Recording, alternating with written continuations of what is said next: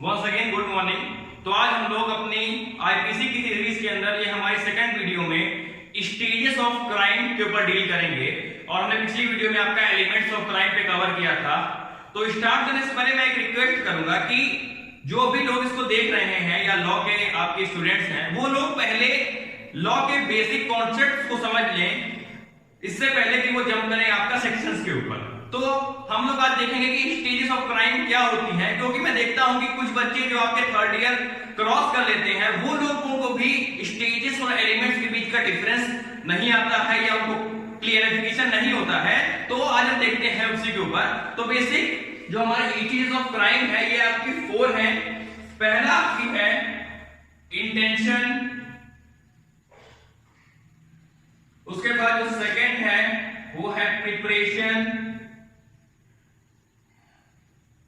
Third है आपकी attempt and the fourth is accomplishment.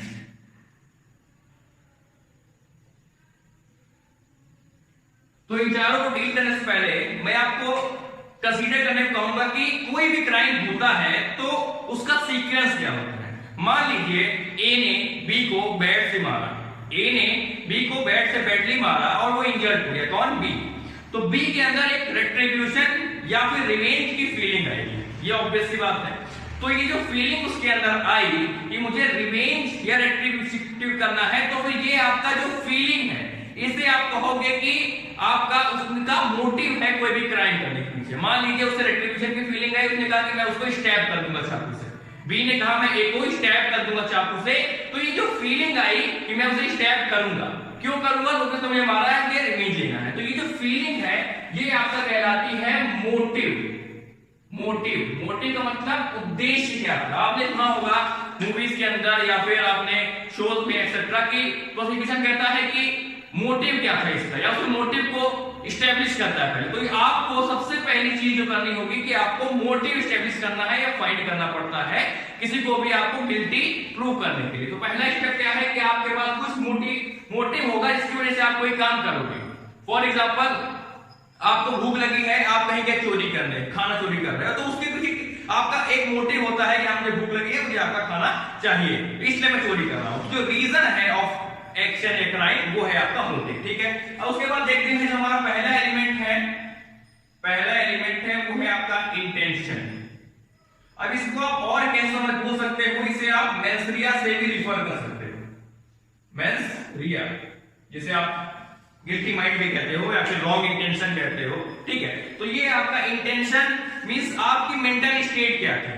आप कोई भी क्राइम जो कर रहे थे उसका कॉन्सिक्वेंस जानते थे या नहीं जानते थे। जो भी आप करने वाले थे उसका आप कॉन्सिक्वेंस जानते थे कि नहीं जानते थे। अगर आप कॉन्सिक्वेंस जानते थे तो फिर कहा जाएगा कि आपको पता था कि आपकी मुझे क्राइम करने से दूसरे वाले को क्या इंजरी होगी। तो ये है आपका मेंटल स्टेट। और इसमें आपका एक और आता है आपका लीगल फ्रेज, जिसे आप कहते हो डॉली इन कैपेक्स और डॉली कैपेक्स। डॉली इन कैपेक्स का मतलब कि कोई भी आदमी के पास मेंटल कैपेबिलिटी नहीं थी को कॉन्सिक्वेंस देख सके, और डॉली कैपेक्स का मतलब कि वो मेंटली कैपेबल था समझने के लिए कि वो क्या कर रहा है। और इससे रिलेटेड सेक्शन आपके हैं section number 82, 83, 84 and 85। Dolly in capex ये आपका इंटेंशन के अंदर ही आता है। तो जो इंटेंशन है ये जनरली पनिशेबल नहीं होती है। जो इंटेंशन है इसको आप देख लीजिए पनिशेबल के आगे आप क्रॉस कर दीजिए। देखिए ये जो क्रॉस लगा है ये आपका जनरल के लिए है कि सामान्यतः जनरल सर्कमस्टेंस में आपका किसी ने कोई इंटेंशन कर लिया कि मुझे ये चीज करना है, मुझे चेन स्नैच करना है, मुझे किसी की किडनैपिंग करनी है, मुझे किसी को अब्डक्शन करना है, मुझे किसी को कहीं पे डिकॉइटी करनी है, मुझे आपका फॉर्जरी करनी है। तो मुझे करनी है तो ये चीज आपका पनिशेबल नहीं होगा, क्योंकि किसी के मेंटल स्टेट या एलिमेंट को आपका पहचानना या डिस्कवर करना ये बहुत ही इम्पॉसिबल एक तरह से आपका काम है। तो इसलिए लेकिन अब इसमें भी एक्सेप्शन है। तो मैं इसलिए कहता हूं कि आप लॉ पढ़िए तो प्रोविजियो और एक्सेप्शन पे ध्यान दीजिए, क्योंकि जो जनरल बातें हैं वो सबको समझ में आती है। ये आपका प्रोविजियो और एक्सेप्शन ही है जो आपको औरों से अलग करता है।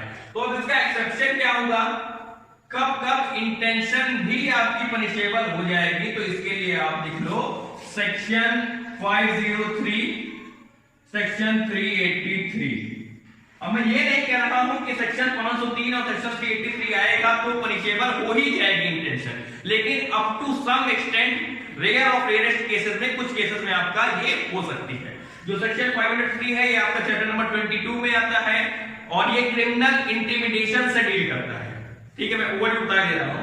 उसके बाद सेक्शन 383 था ये आपका चैप्टर नंबर 17 में आता है और ये आपका एक्सटॉर्शन से डील करता है, ठीक है। तो हमने देखा कि इंटेंशन आपका जनरली लायबल नहीं होगा और इसमें आपके दो मैक्सिम भी हैं जो आपको पढ़ना पड़ेगा और आपको आनी चाहिए। पहला है आपका acts non फेसिट्रियम निसी मेंसिट्रिया, acts non फेसिट्रियम निसी मेंसिट्रिया।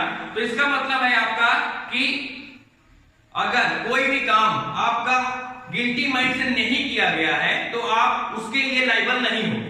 Means अगर कोई एक्ट केवल किया गया है उसमें आपका गिल्टी इंटेंशन नहीं था तो आप उसके लिए लायबल नहीं होंगे। Factus me invito factus non est mens actus, actus me invito factus non est mens actus। तो इसका मतलब ये है act done against my will is not my act at all. इसका मतलब कि मैंने कुछ काम किया जो मैं करना नहीं चाहता था लेकिन मुझे करना पड़ा, वो मेरा एक्ट नहीं होगा। फॉर एग्जाम्पल एक बैंक मैनेजर है, उसके बैंक में कुछ आपके गुंडे जाते हैं और उसे गन पॉइंट पे ले लेते हैं और कहते हैं तो मुझे लॉकर्स की चाबी और सब कुछ कैश दो। तो अब वो जो बैंक मैनेजर काम कर रहा है वो अंडर फियर ऑफ डेथ के लिए कर रहा है। तो ये जो एक्ट जो उसके विल के अगेंस्ट है, वो ये करना नहीं चाहता लेकिन वो कर रहा है फियर से, तो ये उसका एक्ट नहीं होगा। तो दोनों व्यक्ति में क्या अंतर है? पहले में आपकी गिल्टी माइंड थी ही नहीं, आप गुड फेथ में कर रहे थे या गिल्टी माइंड आपकी एब्सेंट थी तो आप लायबल नहीं होगे एक्टस नॉन फेसिट्रियम मैग्निम में। और इसमें आपका जो आप काम कर रहे हो उसमें आपकी विल नहीं है, आप मजबूरी में या किसी और रीजन से आप कर रहे हो, ठीक है। तो ये था अब इंटेंशन। अब सेकंड पॉइंट है वो है आपका प्रिपरेशन। सेकंड पॉइंट है आपका प्रिपरेशन। तो प्रिपरेशन का मतलब वर्ड समझ रहे होंगे कि किसी चीज की तैयारी करना, तैयारी करना। तो यहां तैयारी की चीज करना, प्रिपरेशन यहां पे रिफर कर रहा है कि कोई भी क्राइम या ऑफेंस करने की तैयारी।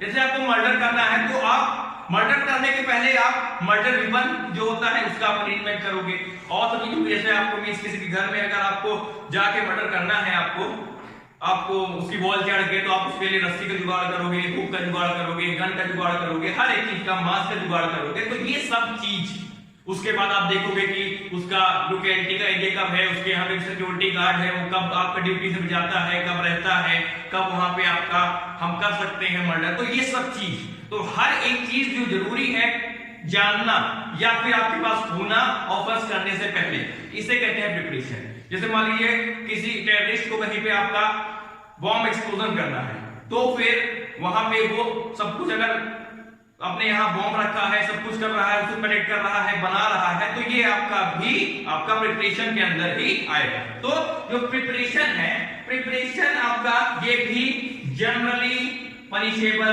नहीं है, पनिशेबल नहीं। जो पहला ब्रैकेट में क्रॉस लगा रहा हूं मतलब कि ये जनरली पनिशेबल नहीं है, क्योंकि मान लीजिए अगर कोई एक नाइफ लेके आ रहा है तो अब हो सकता है वो अपने घर के काम के लिए नाइफ ला रहा हो, किसी और रीजन की वजह से नाइफ ला रहा हो, लेकिन आप ये नहीं स्टेब्लिश कर सकते हो कि वो आपका क्राइम करने के लिए ही नाइफ लेके आया है। ये वो जो इंडिविजुअल है वो नाइफ लेके किसी का क्राइम करने जाता है, कोई क्राइम करने जाता है, तो वो क्राइम करने से पहले रास्ते में ही उसका माइंड चेंज होता है कि मुझे क्राइम नहीं करना है और वो लौट आता है। तो एक्चुअल में उसने कोई क्राइम नहीं कमिट किया, इसलिए आपका ऐसे जो प्रिपरेशन है वो आपका जनरली पनिशेबल नहीं होती है। लेकिन इसके भी कुछ एक्सेप्शंस हैं और एक्सेप्शंस क्या है आपका सेक्शन 122, 126, 232 to 236, सेक्शन 399।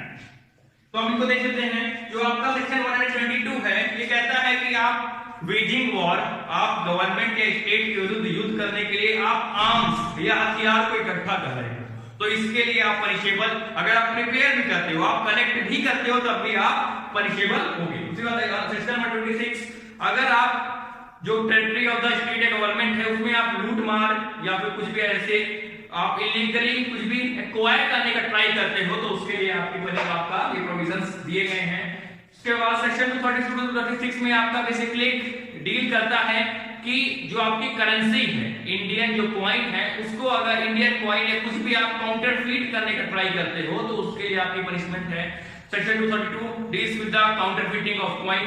उसके बाद 233 to 34 making and selling of instrument for counterfeiting of coin. अगर आप कुछ भी बनाते हो या सेल करते हो इंस्ट्रूमेंट जो आपका यूज किया जा सकता है आपका कॉइन्स को काउंटरफीट करने के लिए तो उसके लिए प्रोविजंस दिया गया है। उसके बाद सेक्शन 235 में आप कुछ भी ऐसा प्रोसेस करते हो आपके पास कुछ भी ऐसा है इंस्ट्रूमेंट है जो आपका कॉइन्स या कुछ को ऐसे कुछ भी आपकी करेंसी को काउंटरफीट करने के लिए यूज हो सकता है और खासकर इंडियन करेंसी को या कॉइन को तो ये आपका डील करता है।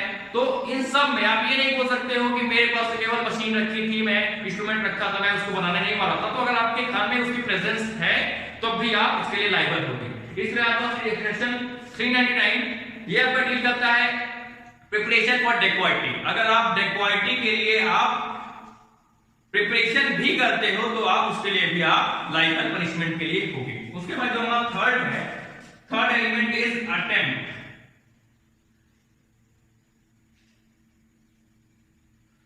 तो हम अटेम्प्ट को कैसे समझ सकते हैं कि कोई भी इंडिविजुअल कोई क्राइम करने जा रहा था किसी भी रीजन से उसने वो एक्ट कर दिया लेकिन वो आपका सक्सीड नहीं हुआ जो भी वो करना चाहता था। फॉर एग्जांपल कोई एक आपका इंडिविजुअल था वो किसी का मर्डर करना चाहता था लेकिन उस किसी भी वजह से वो सक्सीड नहीं हो पाया। मान लीजिए उसने गन शॉट किया फायर किया उसको बुलेट लगी लेकिन उसके हाथ में बुलेट लग गई जिसकी वजह से उसको इंजरी हुई लेकिन उसकी डेथ नहीं कॉज हुई। मर्डर में है आपका कि वध होना आवश्यक है तो उसके हाथ में गोली लग गई वो बच गया। और किसी ने ए ने बी को स्टैब किया लेकिन वो बच गया तो ये आपका आएगा अटेम्प्ट के अंदर। तो बेसिकली कुछ ऐसे प्रोविजंस हैं जो आपका एक्सक्लूसिवली अटेम्प्ट से डील करते हैं किसी के अंदर और यहाँ पे अगर किसी ने अटेम्प्ट कर दिया तो माना जाता है कि उसने एक्चुअल में क्राइम या ऑफेंस कर दिया। किसी ने अटेम्प्ट कर दिया तो इसका मतलब कि उसने क्राइम या ऑफेंस कर दिया। तो अटेम्प्ट में ही आपका जो जनरल रूल है कि पनिशेबल अटेम्प्ट होता है।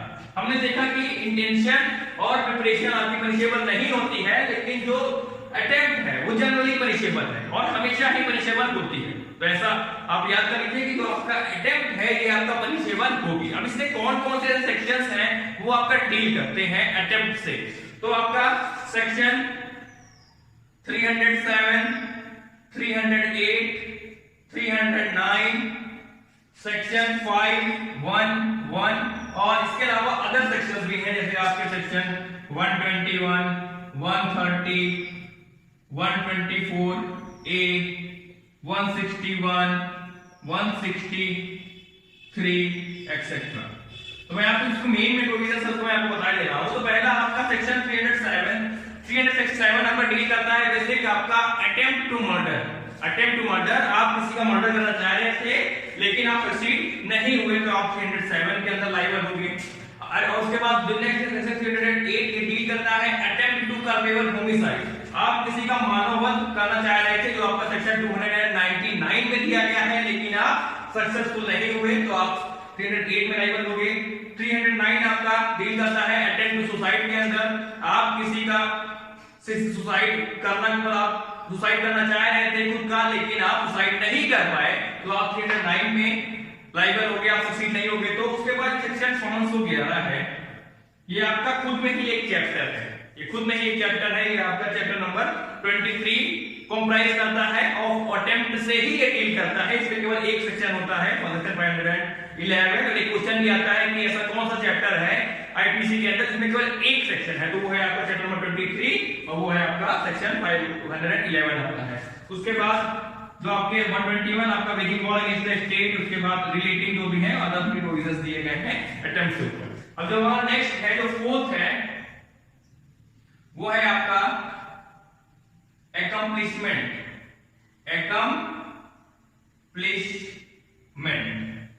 तो हमको accomplish दोनों को अच्छे से क्लासिफाई करने के लिए। तो अकम्प्लिशमेंट आपका जो रूल है कि ये भी आपका कंप्लीटली पनिशेबल होता है। अकम्प्लिशमेंट मतलब जो भी आप करना चाह रहे थे, आप क्राइम या ऑफेंस, आप उसमें सक्सीड हो गए। आपको मर्डर करना था, आपने मर्डर कर दिया, कोई डेड हो गया। इसी तरह आपने को कमिबल होमिसाइड करना था, आपने कर दिया, आप सक्सीड हो गए। आपको थेफ्ट करना था, आपने थेफ्ट कमिट कर दिया। इसी तरह कोई भी चीज जब आप पूरा कर चुके हो, आपको चीटिंग करनी थी, तो जो भी आपका एंड में कंसीक्वेंस आप चाहते थे वो आपने अचीव कर लिया। तो कंप्लीशन मतलब कि आपने जिस चीज का इंटेंशन किया कि मुझे ये करना है, उसके लिए प्रिपरेशन करी, फिर आपने उसके लिए अटेम्प्ट किया और उसके बाद वो एंड में आप उसमें सक्सेसफुल हो जाओगे, तो आप कहोगे कि वो हमने उस क्राइम को अकम्प्लिश कर दिया। अब इसका एग्जांपल समझ लीजिए। फॉर एग्जांपल, ए आपका किसी का इंटेंशनली मर्डर करना चाहता है बाय वे ऑफ एक्सीडेंट। ए किसी को आपका मर्डर करना चाहता है by way of accident, intentionally करना चाहता है। वो देखता है कि वो आपका सड़क पे खड़ा है, वो इंटेंशनली बहुत जोर से गाड़ी लेके जाता है और उसको हिट कर देता है। यही नहीं कि उसको हिट ही नहीं करता है, उसके बाद थोड़ा क्रॉस करके फिर वो बैक आके फिर ठोकर मार देता है, जिसमें कि वो कंप्लीटली मर जाए। तो इसके दो कॉन्सिक्वेंस है कि पहला कि उसने ऐसा किया तो उसकी डेथ होती है और दूसरे में वो नहीं होती है। अगर डेथ उसकी नहीं हुई तो वो अटेम्प्ट में जाएगा, वो जाएगा अटेम्प्ट टू मर्डर के अंदर कि उसने अटेम्प्ट किया मर्डर करने का लेकिन वो सक्सीड नहीं हुआ। दूसरा, अगर उसकी डेथ हो जाती है तो वो कहोगे कि वो आपका अकम्प्लिशमेंट हो गया। इस तरह दूसरा आपका केस, वो एक दूसरे को ग्लास की बोतल फेंक के मारना चाहता है जिससे कि उसको इंजरी हो जाए, हर्ट हो जाए। तो वो बेसिकली फेंकता है आपका ग्लास की बोतल, लेकिन वो उस इंडिविजुअल को ना लग के किसी और को लग जाती है। मींस ए बी को मारना चाहता था लेकिन बगल में सी खड़ा था, वो सी को जाके लग जाती है। तो बेसिकली जो उसका अटेम्प्ट था बी को मारने का, वो आपका पूरा नहीं हुआ और वो बच गया। तो ये आपका अटेम्प्ट के अंदर में आएगा और ना कि अकम्प्लिशमेंट के अंदर। इसी तरह आपका, आप चाहते थे कि मैं जाके बैंक लूटूं, ठीक है, 5 लोग 6 लोग जानते थे कि मैं जाके बैंक लूटूं, डकैती करूं, लेकिन आपके पहुंचने से पहले ही वहां पे पुलिस मौजूद थी और आप करने से पहले ही उसने आपको पकड़ लिया। तो आपने सर्कमस्टेंशियली सब कुछ कर दिया। तो ये है, आपने अटेम्प्ट किया लेकिन आप अकम्प्लिशमेंट नहीं कर पाए। तो दोनों में डिस्टिंक्शन क्या है आपका कि जब भी आप जो भी करना चाहते थे उसको आप अचीव कर लेते हो तो आपका अकम्प्लिशमेंट में वो चीज क्राइम चला जाएगा, और अगर वो आप नहीं अचीव कर पाते हो तो वो आपका जाएगा अटेम्प्ट में। तो हमने देखा कि आपके 4 स्टेजेस ऑफ क्राइम है: intention, preparation, attempt and accomplishment. उम्मीद है आप लोगों को अच्छे से समझ में आया होगा। और मैं एक रिक्वेस्ट फिर करूंगा कि जो जनरल रूल, प्रोविजंस और एक्सेप्शन है, इन तीनों पे आप इक्वली वेटेज दीजिए, क्योंकि जो प्रोविजियो और एक्सेप्शन है यही है जो क्रक्स फॉर्म करते हैं और यही आपका जनरली एग्जाम से पूछे जाते हैं। जैसे एक क्वेश्चन एग्जाम में आया हुआ है कि आप प्रिपरेशन और अकम्प्लिशमेंट के एग्जाम्पल आप दीजिए, राइट करिए एग्जाम्पल। तो मैं आपको आज यही होमवर्क देता हूं कि आप प्रिपरेशन और अकम्प्लिशमेंट का आप एक इलस्ट्रेशन राइट डाउन करिएगा। So thanks for watching, have a nice day, good luck.